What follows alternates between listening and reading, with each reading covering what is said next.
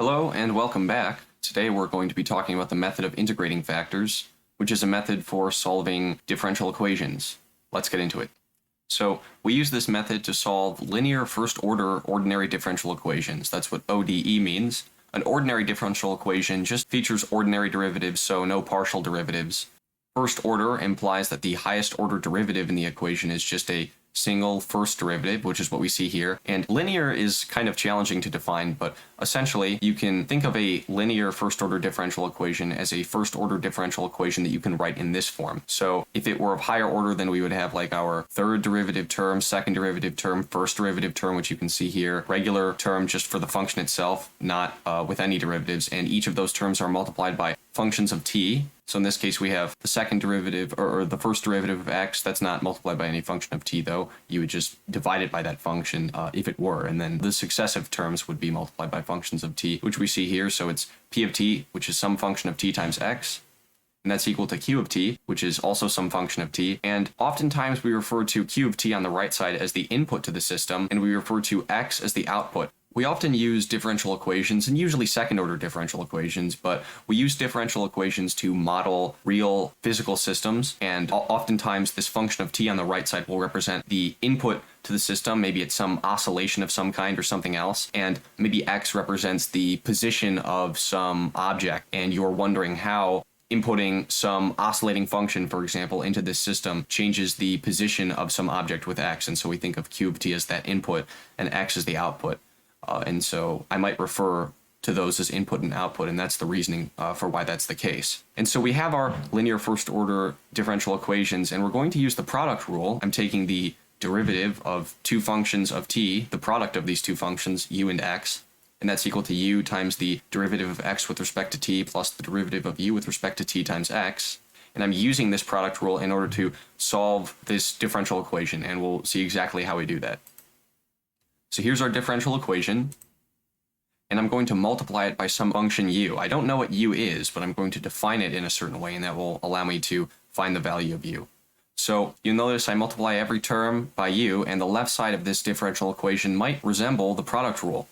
In fact, this is the product rule as long as I say that this function u has a derivative which is equal to u times p of t. Because think about it, if u times p of t is u prime, then this would say on the left side u times x prime plus u prime times x, which is exactly the product rule. And we'll see why it's so useful to express the left side as the product rule if I multiply it by this function u, which is the integrating factor, so that's how the method gets its name. And so we're going to, again, multiply this whole equation by some integrating factor, some function u, and we're going to define that function u in such a way that u times p of t is u's derivative, and as a result, we'll be able to simplify the left side and solve for x. So first we need to find u. Now that we know that u prime is equal to u times p of t, that becomes a separable differential equation, and we can solve for u. So if u prime is equal to u times p of t, another way to write that is that du dt is equal to u times p of t, because du dt means u prime. And now we can solve this, multiply both sides by dt, divide both sides by u, and then take the integral of both sides, or the antiderivative, and we have the antiderivative of 1 over u du is equal to the antiderivative of p of t dt. So of course this left side is going to give us the natural log of the absolute value of u, and the right side is just the antiderivative of p of t. We don't know what that is because we don't know what p of t is.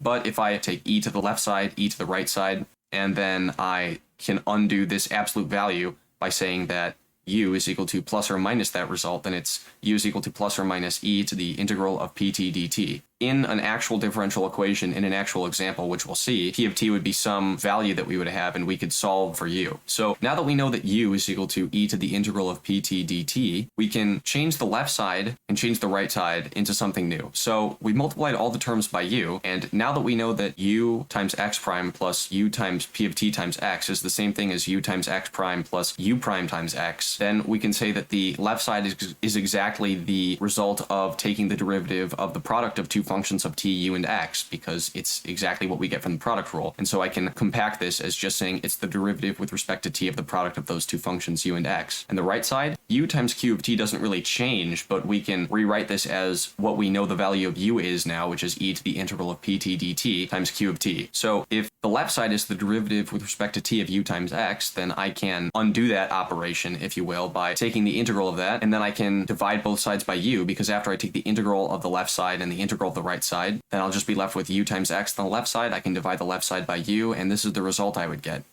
So first think that I have u times x on the left side, and on the right side I have the integral of u times q of t, or e to the integral of pt dt times q of t, same thing. And I've written plus c out here just because for the sake of clarity, I've decided to write the constant of integration on the outside, because no matter what value u of t times q of t yields, we're always going to have this constant of integration after we're done taking the antiderivative, and so we're just going to write it outside preemptively. And then I divide both sides by u of t, and that's where this factor of 1 over u of t comes from in front of this integral.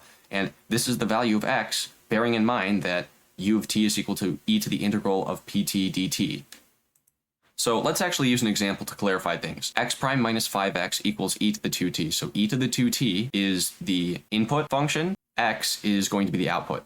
If I multiply everything by this function u, then I have that u times x prime minus 5ux is equal to, ideally, the derivative of u times x, in which case the derivative of u should equal negative 5u. Separate the equation, and we get that same result that we had earlier, where u is equal to e to the integral of pt dt, and so u is equal to e to the integral of negative 5 dt, in which case u is equal to e to the negative 5t. And now we can just change our left side into the derivative with respect to t of the product of u and x, and the right side is u times q of t, so that's e to the negative 5t, which is u, times q of t, which is e to the 2t. This right side is going to become e to the negative 3t just by exponent rules. And I take the integral of both sides, so it should be u times x is equal to the integral of e to the negative 3t dt, and then I'll just add the constant of integration on the outside, and then I divide both sides by u. I divide both sides by e to the negative 5t, which is the same thing as multiplying the right side by e to the 5t. And so you see that I've done that here. I've multiplied that integral term by e to the 5t. I've multiplied that constant that I just took out of the integral by e to the 5t. And this is the result that I have. This is the value of x. Now I could continue, of course. I could actually find out what this integral of e to the negative 3t is, and that would be negative 1/3 e to the negative 3t. X is equal to negative 1/3 e to the 2t, because now we're combining e to the negative 3t and e to the 5t after we take that integral. And then, of course, this term c e to the 5t just remains, and this is our solution. Here's another example, and this is actually the same differential equation, except our input is not e to the 2t, it's just 0. So this is what's called the associated homogeneous equation, because we think about not giving this physical system, if we think about it as a physical system, any input at all. And so we want to see how it would react if we just let it stand still. And so, of course, finding the value of u does not depend on the value of the input function, so it's going to be the same value of u that we found, e to the negative 5t. And so that left side, x prime minus 5x, or rather it would be u times x prime minus 5u times x, is still the derivative with respect to t of e to the negative 5tx, but the right side, which would normally be u times q of t, is just 0, because q of t is 0. So I take the integral of both sides, I divide both sides by e to the negative 5t, and I get this result. Well, this integral here, the integral of 0 dt, that's just going to be some constant, but I've already taken the constant out, so this part is just going to be 0. And so this whole first term is going to be 0, and we're only going to be left with this term c times e to the 5t. And you'll notice this term right here, which happens to be the only term in this homogeneous solution, was present in the solution to the other equation. And the truth here is that no matter what value of the input function you have, you're always going to have a term which is the homogeneous solution. And so the general solution to any differential equation, in this case we'll just think about first order differential equations really, the general solution to any first order differential equation is going to be the homogeneous solution, because that's always going to exist, plus a particular solution, which is the first term in the case of the other equation. I'll go back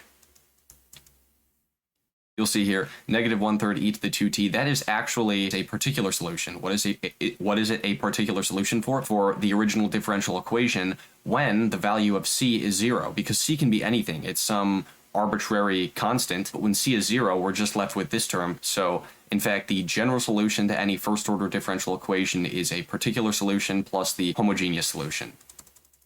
And that's it. Thanks for watching, and stay tuned for more. Bye.